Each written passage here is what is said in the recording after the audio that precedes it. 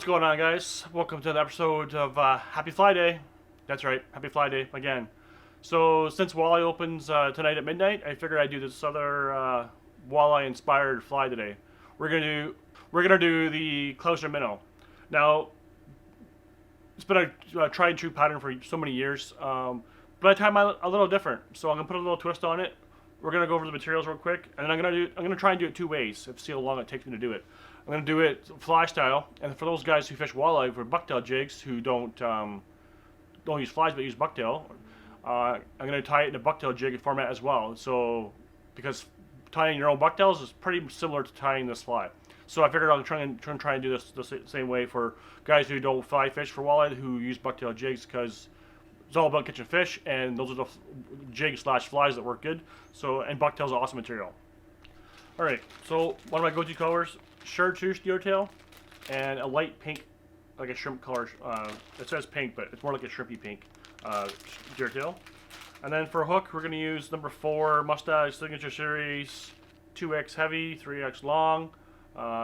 If there's two ways to do that. You can either have it come in this hook and it'll be jiggy action if you want jiggy action. So if you're like ripping through weeds and stuff, it'll come up and then come back down again. Or you can tie it on a straight one, and then it'll do the same thing, not as aggressive, but it'll still do up and down. So it depends what you're using. Either hook works good, straight shank or bent shank is cool. And then we're going to use some medium eyes in this silver color, and the eyes are dumbbells, and the eyes are already on it. I don't know if you can see that or not.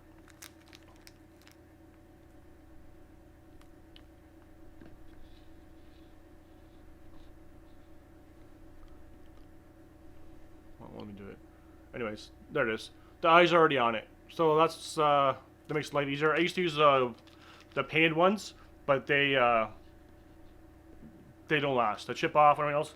These brass ones with the eyes on top, they're pretty durable. I've only had like maybe 1 or 2 a year that come apart, come off, and chip. And then for the body, I know traditionally this fly has no body material other than just two materials, but I like to mix it up and put a little ice dub in Flora UV pink, and a little chartreuse or diamond dub, and the body, kind of mix it up, make it pop, add a bit more flash to it, and kind of my little spin on this signature classic fly.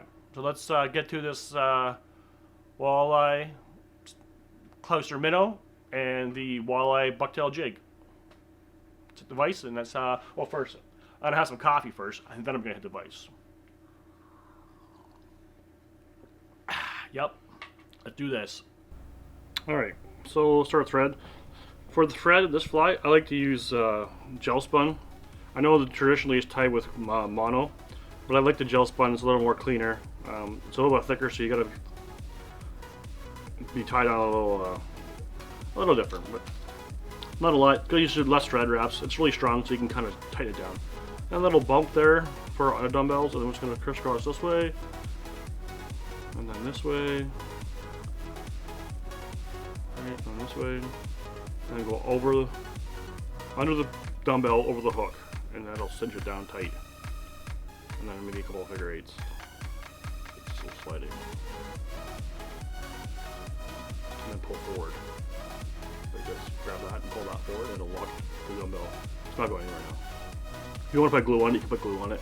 Sometimes with this gel sponge, it'll fit, like it's a little, it's slippery. So a little bit of Zaba Gap never hurts anybody. Just a drop. Just to hold it on there. Just because it's like it said, the material is really slippery, so we want the deer tail to stay on there. And just let that dry.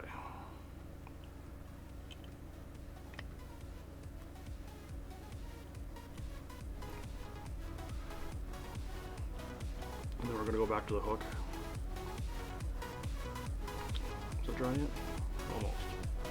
It's almost dry. It's on my fingers now. You know how that goes. Gluing. Alright. So what I do is normally the shank is bare on this hook, right? So I make a dubbing loop. Not a huge one, just a little one. Dubbing loop right at the top of the back of the shank of the hook. Right? That. And we're going to wrap it back up just behind the dumbbells. The front third, I guess, of the hook. We're gonna take a little bit of pink. Not a lot, just a little. We're gonna put that in there, right? And then we're gonna take a little bit of chartreuse, diamond dub, whatever you want to use, UV dub, right?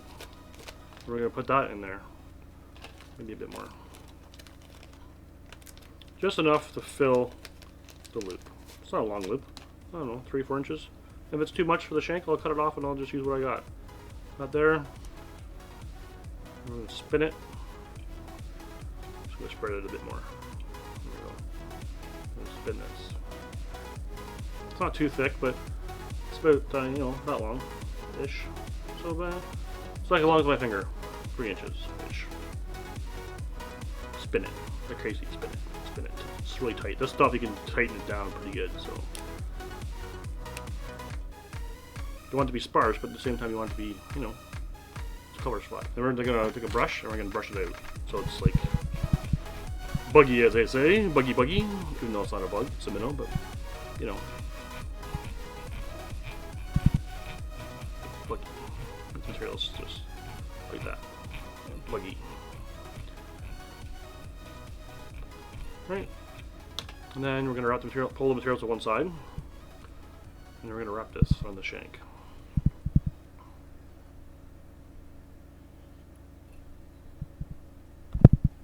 There's some chartreuse in there, and then we're gonna put it right behind the eyes. Tie this off,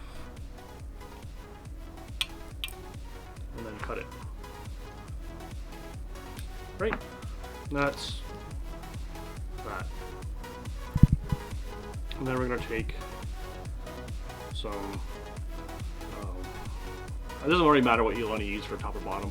I like to use the pink for the top, or the bottom, sorry, and the chartreuse for the top. It's up to you what you want to do. I don't really have any preferences luck-wise, what I fishing-wise. So take a good chunk of, not a huge chunk of deer tail, but like, I don't know, pencil-ish. Take a comb. My bucket's over here, so I'm gonna comb out the underfur. We don't want that in this fly. Right, there's the underfur, it's all combed out. Right, stuck in there. We don't want to get that. Just got a comb, like it's the thin on one side and the other. It's got two, so I usually go the wide side first, right, and then after that I do the second and get the extra material there. And then we're gonna tie this. This actually won't be too much. They want it to be sparse, right? I'm gonna take half of this out. So now it's half a pencil. Right? And we want it to be the length of, well, not too long or past the hook shank, but probably like 1, 2 hook shanks. So we're gonna tie this down here loosely to start. Right? Put it, make sure it doesn't spin on you. Right? Hold it in place. Tie it right down, tight in front of the. Well, maybe I can put a bit more on there. And put the rest of the pencil on.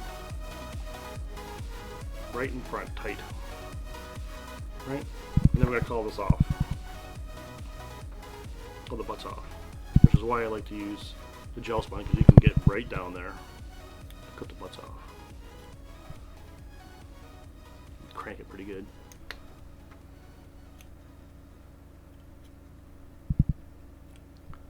Right, pull it over, cut these butts off.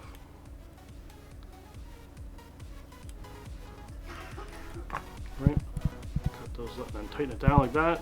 And then we're gonna wrap it over the dumbbell behind it. Make sure it's like centered. Over the dumbbell, behind it, and behind it again. And then we just crisscross it.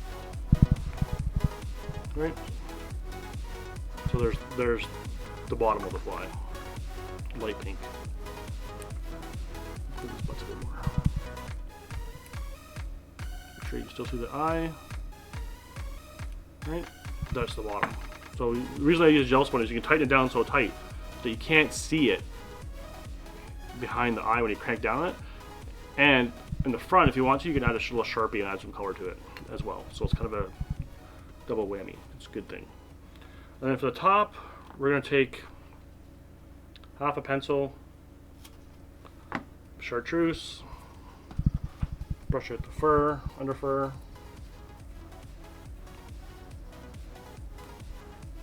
Put that on there, and this time we're gonna tie it like right at the butts. We're gonna hold it and we're gonna pinch it, and we're gonna tie it right at the hook.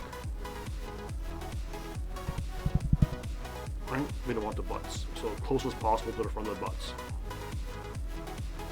There, that's the front of the hook. And now we can just come down, tighten it right down, and then we finish it.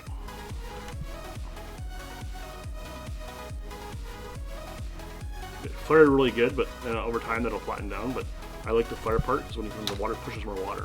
So that's cut that there. Finish off some of these butts here. Cut them really close.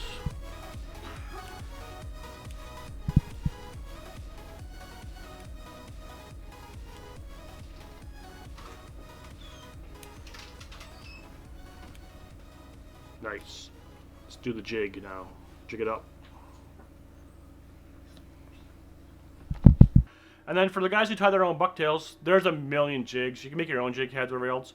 The ones I've been toying with the last little bit are just a regular tube jig head on a 60-degree bend, right?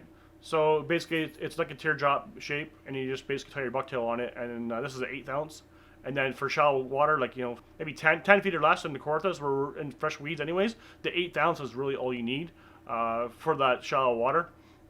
And then you can use a rip jigging and stuff. But if you want to do, like, it's nice to pitch it in the weeds. But if you're doing heavy duty stuff or rip jigging, you're like, the weeds really thick and you want to get through it, then I would go up to like a 1/4 ounce jig head. Same one, just a, what is it, Lake X1 lures. It's a strong hook, really strong hook. Rips through weeds really good. And this is the tube jig one. There's a million different kinds of jig heads you could use. This is just the one that I like to taper. I like them uncolored, because really they're going to be in the mud anyways when you're using them for jigs. So all you're going to see is the bucktail hanging at the back. So that's the material list. So the jig hook, 60-degree bend. I like the 60-degree bend. I do some 90 as well, with no weight. So for those jig guys, I find the 60-degree bend, especially for ripping jigs, it's definitely a lot better. There's a few things you got to do a little differently. You can't go as far forward as you would normally on a fly to get the body material in there. You don't have to put the body material on there if you don't want to, but since we're doing the same thing, we want to just do it. You can add flash to this one if you want to add flash to it, tinsel on the back of it. You can add a piece of marabou in the back of it. This works really good in marabou as well, this same jig. I'm going to go to about the front third of the half of the hook, the jig head part. We tried it before with other jig heads, but I find that the tube jig head is the best one. There's no barb on it, so I don't have to worry about that kind of stuff. Same thing, little pink, little chartreuse. Probably less than what I would normally on a normal one. It's going to fish be a lot. If you want to rip it, it's going to be a lot more aggressive, so you want it really tight.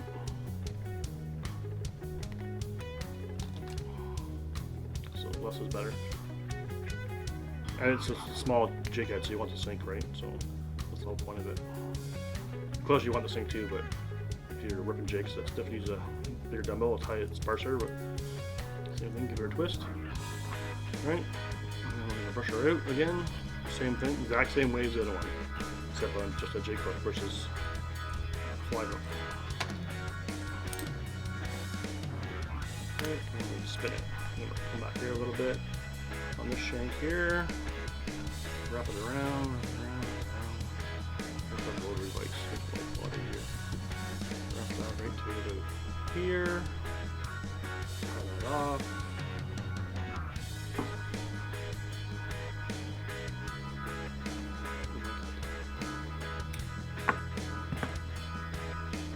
And you can brush it if you want. But I find after just stroke it out, because after a while jigging it, it comes out anyways. So, and then we're gonna put pink in the bottom, just like the other one. So this one we need some deer tail from the middle, a little bit longer. So we took it from the middle of the deer tail, so it's quite a bit longer. Because the hook is like a huge stick. I think it's a 2-aught hook, so we want the longer bucktail. And it's a bigger chunk. I'm like, well, it's a pencil length, still a pencil. maybe a pencil and a half.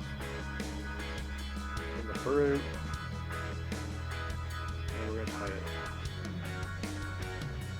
as close to the butts as you can. We don't want any butts sticking in, so you just cut this like that. A couple loose wraps, and then you squish the deer tail against the hook, squeeze it, and then pull straight down. You don't want to go around it, you want it to stay in one place. Pull straight down, and then wrap it tight. There it goes. Like so. And then you can come in here and cut these butts.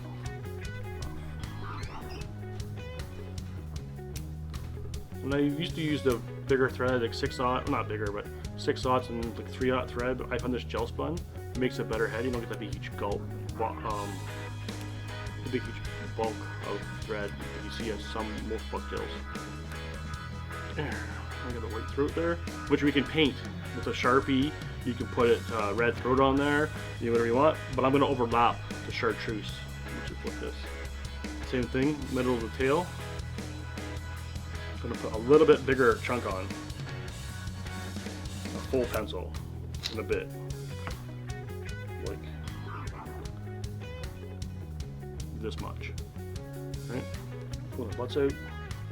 We want to cover up that stuff as much as possible. So now we're going to take this and what that ends up. I'm going to put it right here on a little over top of the jig head. I'm going to do loose wraps. And we're going to pull it down, straight down. Hold the hook, hold the deer hair, and pull straight down. Flare it. Right? My vice isn't like this big hook. It's very thick. Right? So now we flare this bucktail, put it on both sides of the hook, and tie it down again. And then you can either tie over the bucktail if you want, right there, or I like to tie out some of the butts again. You kind of want to build taper, so it's tapered from the jig head to the actual.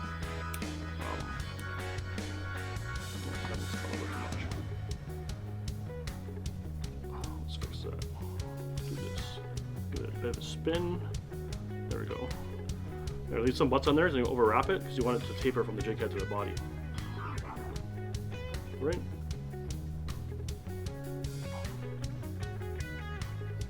There. See, it looks like all one piece now.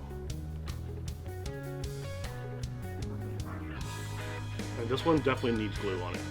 This thread is so slippery. This section, because the lead is slippery as well. So you definitely need to put glue on this way. And eyes or don't eyes, just a $1 million question. It's up to you when you put eyes on it. I find the eyes are good in some areas, but if you're ripping weeds, they're not really going to see the eyes anyways because it's going to be in the mud. Or is it more of a reaction strike versus a sight strike, right? Cut that. Put a little bit of glue in there. Actually, before I glue it, I'm going to take a little Sharpie action and color this green on the top to blend it in, chartreuse. Alright.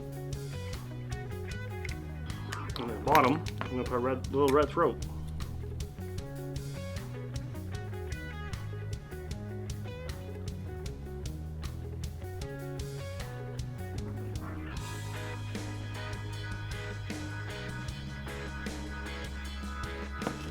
Red on the bottom, a little green chartreuse on top. Put a little Zappa Gap in there, make it look pretty. Give it a spin, let it do its thing.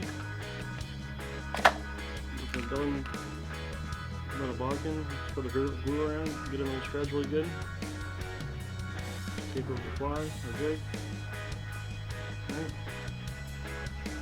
If you want to get creative, you can just paint the jig head and throw over some UV glue.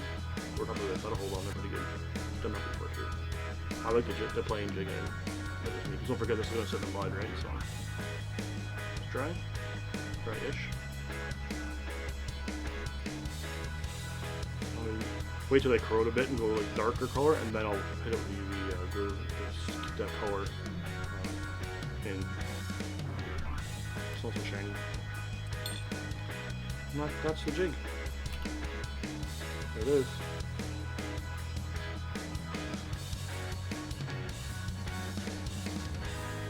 Still a good size for walleye on the jig. Well, there it is. Closer minnow. Right? Pink and chartreuse. Some eyes on there, some pink. It's in that 2 inches mark. You can make it bigger if you want, but I like the small.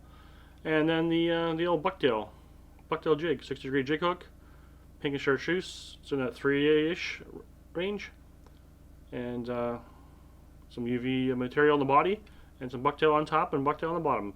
Pink and chartreuse. Hope these you enjoyed these flies and jig. Hope you catch some walleye. All right, well that's my clouser minnow and my bucktail jig in the chartreuse and hot pink. Hope you enjoyed this video. If you did enjoy that video, hit that like button. If you really like this video, hit that subscribe button. And for everybody out there who's a mom, happy Mother's Day. Happy Mother's Day is on Sunday. To all the moms again, happy Mother's Day. Everybody out there, thank you so much for watching. Hope you catch some walleye. If these techniques or jigs or flies work for you, send me a picture or tag me in it on Instagram or Facebook. Let me know if it worked for you. That'd be awesome. And I'm Taylor's Chasers. Thanks so much for watching. I'm out.